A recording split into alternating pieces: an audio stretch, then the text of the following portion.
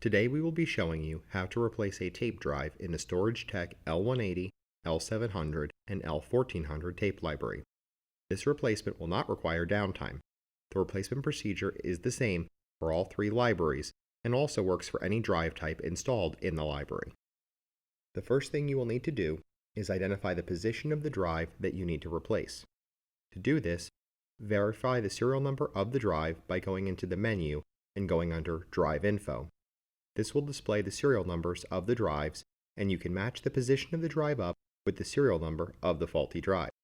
Make note of the serial number as well. If this is a SCSI drive, also write down the SCSI ID so it can be matched on the replacement. If this is a fiber channel drive, note the worldwide name of the drive so the old and new drive worldwide names can be given to the administrator in case rezoning is needed. Once you have determined the position of the drive, you can go to the rear of the library and locate the drive. The drives are numbered from the top down as shown on screen. Once you have located the drive, flip the power switch for the drive tray into the off position. Then disconnect the data cable going to the drive. Finally, undo the captive thumb screw holding the drive in the library. Then you can pull the drive straight back and out of the library and set it to the side. If you purchased your replacement drive from the Rocket Platform website, it will not come with a target included, so you will need to move your existing target over from the faulty drive to the replacement. If your target is broken or missing, please contact us directly at support@therocketplatform.com. The removal procedure for the target will depend on the type of drive you have. The target will either clip to the faceplate of the drive, or will be screwed down to the drive or the faceplate of the drive and need to be removed that way and installed onto the replacement drive. Once you have the target secure to the front of the replacement drive, verify that the drive sled power switch is in the off position. Then you can slide the drive into the library and secure it with the captive screw.